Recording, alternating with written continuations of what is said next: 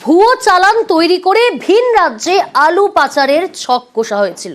আর এই পাচারের ছক বানচাল করে দিল পুলিশ। আসানসোলে আলু পাচার রুখল কুলটি থানার পুলিশ। 19 নম্বর জাতীয় সড়কে ডুবুরডিহি চেকপোস্টের সেখানে আটক করা হয়েছে ট্রাক। ভুয়ো চালান তৈরি করে কিভাবে আলু পাচারের ছক ডিটেল জানাবে দীপক রয়েছে আমার সঙ্গে।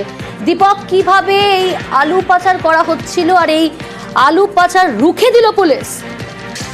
দেখো, একেবারেই যখন রাজ্য সরকার থেকে কড়া নির্দেশ রয়েছে কি এই রাজ্য থেকে আলু ভিন রাজ্যে যাবে না, তখনই এই সময় দালাল চক্র সক্রিয় হয়ে দাঁড়িয়েছে এবং যেই লরি বোঝায় আলু ঝাড়খণ্ডের দিকে যাচ্ছিল সেই লরিকে তারা ভুয়ো চালান তাদের হাতে তুলে দেয় এবং তারপরে যেমন খুব সহজে সেই লরি আলু নিয়ে তারা এক রাজ্য থেকে আরেক রাজ্যতে চলে যেতে পারে।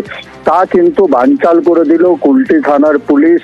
19 নম্বর জাতীয় সড়কের বাংলা ঝাড়খণ্ড সীমানা এলাকায় নাকা তল্লাশির সময় এমনটাই দেখা গেল কি পশু খাদ্যের চালান রয়েছে, কিন্তু ট্রাককে যখন চেক করা হয় তখন দেখা যায় সারি সারি বস্তা আলু বোঝাই রয়েছে। এরপরই সেই লরিকে আটক করা হয়েছে এবং তার চালককেও আটক করে জিজ্ঞাসাবাদ শুরু করেছে পুলিশ। কারণ হচ্ছে এই দালাল চক্রর হদিশ জানতে চায় পুলিশ কি যখন আলু এক রাজ্য থেকে আরেক রাজ্য যাবে না তখন এই দালাল চক্ররা কিভাবে আলু পাচার করছে বা নতুন কি পদ্ধতি তারা ব্যবহার করতে চলেছে তাই জানতে এবং তাদেরকে গ্রেপ্তার করার জন্যই এই চালককে জিজ্ঞাসাবাদ করছে পুলিশ। বেশ,